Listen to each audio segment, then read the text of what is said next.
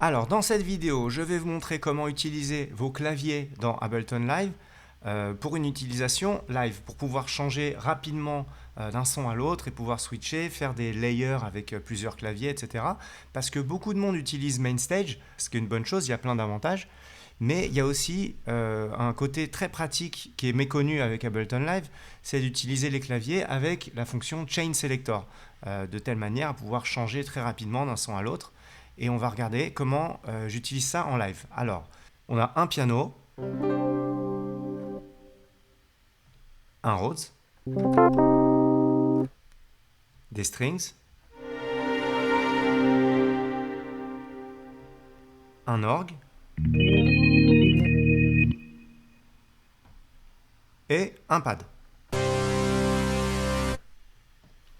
Donc le but, ça va être de faire en sorte que tout ça soit très maniable et ergonomique pour changer vite d'un son à l'autre dans des conditions de live. Parce que là, évidemment, je peux passer d'une piste à l'autre, mais c'est pas ça qu'on va rechercher. Alors pour obtenir ce résultat, on va créer une piste supplémentaire MIDI, donc avec Shift Pomme T, et je vais venir glisser dedans un instrument rack, donc un rack d'instruments, à l'intérieur duquel je vais mettre chacun de mes instruments.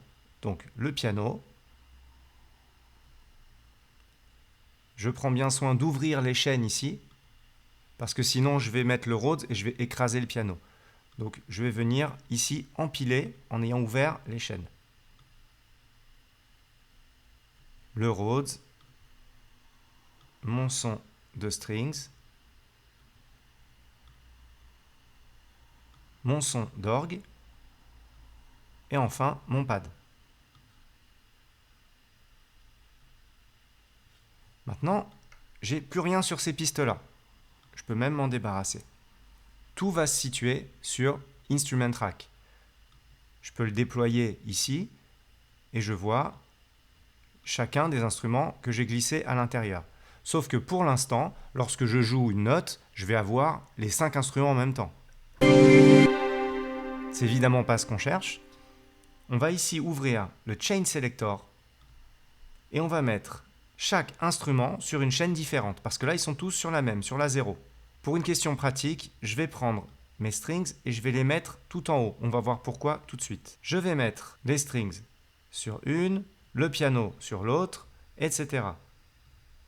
Donc je les déplace tous d'une chaîne, de façon à n'avoir qu'un seul son par chaîne.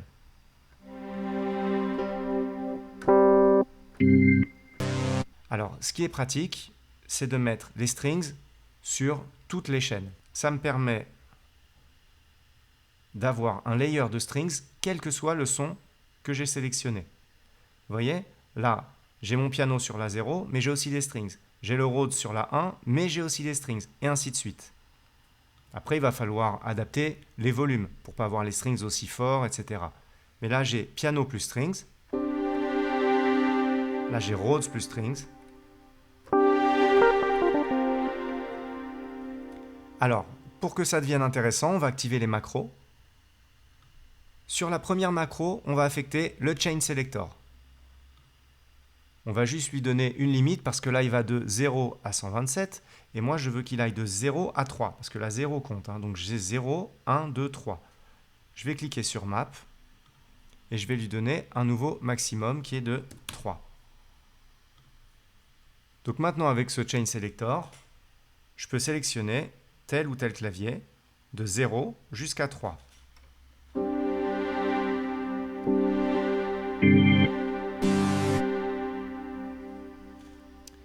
Je vais affecter les volumes de chacun des claviers à la macro numéro 2. Comme ceci. La macro 2, ça va devenir mon master de volume de clavier en fait. Et les strings, je vais les affecter à la macro 3. Je me retrouve avec deux blocs. Mon volume de clavier et mon volume de strings. Donc ça commence à devenir un peu plus pratique. J'ai mon Chain Selector et j'ai mes volumes.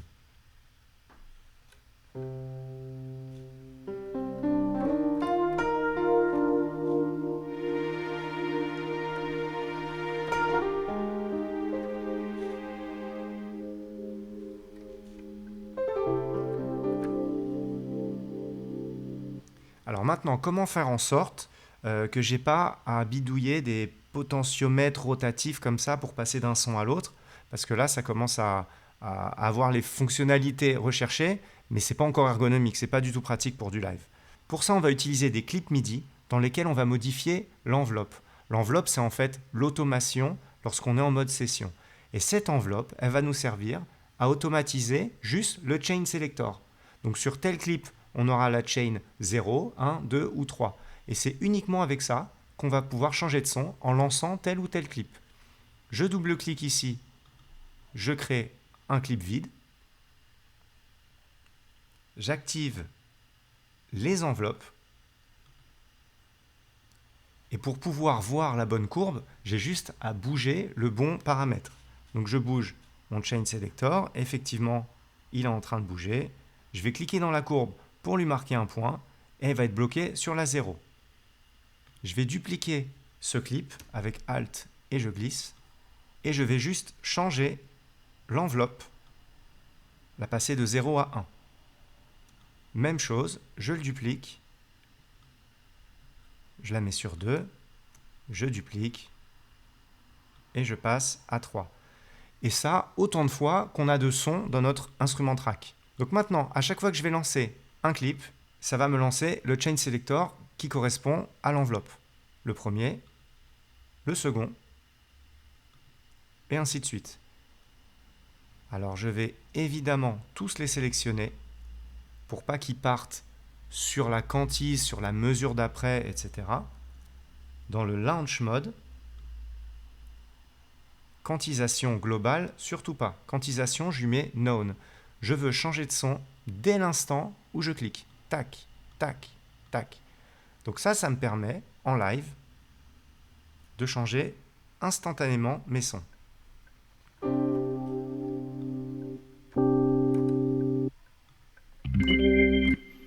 Pour plus de confort, je vais assigner chacun des clips à mes pads de contrôleur.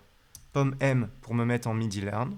Je clique sur le premier et je lui assigne à chaque fois un contrôle MIDI. Je ressors et je peux changer de son juste en tapant sur un pad. J'ai évidemment toujours mon volume de strings qui est disponible ici. Je peux tout réduire et je peux même assigner maintenant au clavier sur lequel je suis en train de jouer mon volume de clavier, mon volume de strings. Donc même sur un tout petit clavier, je peux déjà avoir un set très complet.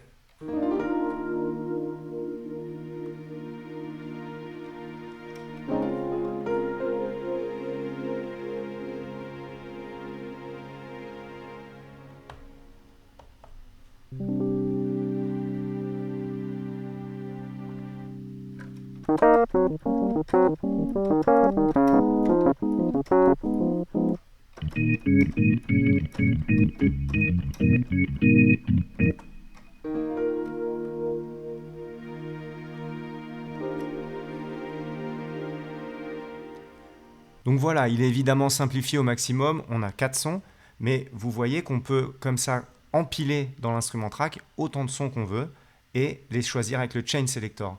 Donc ça ouvre à beaucoup de possibilités, aussi bien sur des sons superposés en layer que sur des sons comme ça qu'on peut choisir en alternant, en changeant avec les pads. Donc là on a vu comment soit changer de son de clavier, soit en superposer deux. Et pour terminer, on va regarder comment on peut splitter notre clavier en deux, toujours à l'aide du chain selector. Je vais rouvrir ici les chaînes. On va juste prendre un exemple dans lequel notre orgue nous servirait de basse. Donc on va avoir besoin de le mettre juste à gauche, cet orgue, et tous les autres claviers sur la droite, mais toujours en ayant la possibilité de changer d'un son à l'autre. Donc je vais placer mon orgue ici et je vais le mettre sur toutes les chaînes du chain selector, exactement comme les strings. Je vais réduire parce que du coup j'ai une plage en moins. Et d'ailleurs, je vais aussi réadapter ici le maximum. Il y a 0, 1 et 2.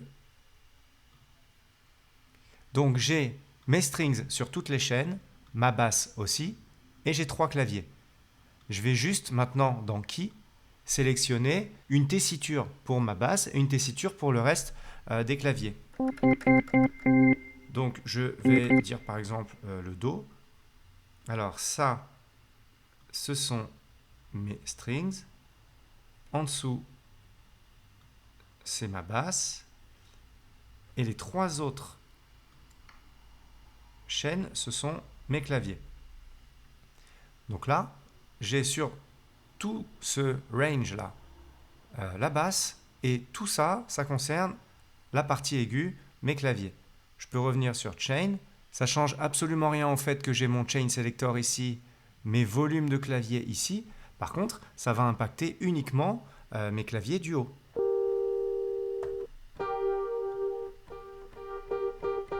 Dès que je vais jouer la partie gauche, ça va être ma basse. Alors je pourrais aussi mettre un volume différent, affecter mon volume de basse à une autre macro. Par exemple, la macro 4, ce serait volume basse. À ce moment-là, je peux gérer ma basse à part, mes claviers et mes cordes.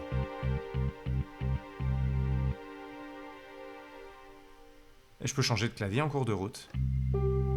J'aurai toujours mes strings et ma basse à gauche.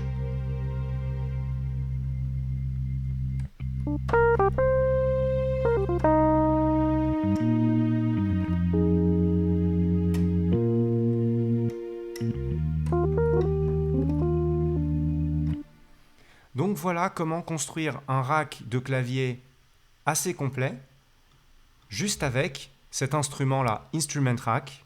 Donc on peut cumuler le Chain Selector et le Key Selector aussi, qui nous permet de splitter. Je vous laisse évidemment ces racks à télécharger. Si toutefois vous n'avez pas les mêmes instruments, parce que j'ai pris des strings avec Omnisphere et j'ai pris un son d'orgue avec Contact, vous n'aurez qu'à remplacer dans la bonne chaîne avec l'instrument de votre choix, et vous pourrez ainsi personnaliser votre instrument rack. Une fois qu'il est comme vous le souhaitez, vous pouvez le glisser dans votre bibliothèque utilisateur, et vous n'aurez qu'à le glisser dans la session de votre choix pour pouvoir jouer instantanément des claviers qui sont déjà répartis avec les chain selectors, les enveloppes, le split avec la basse, etc. Donc c'est pour vous, amusez-vous bien.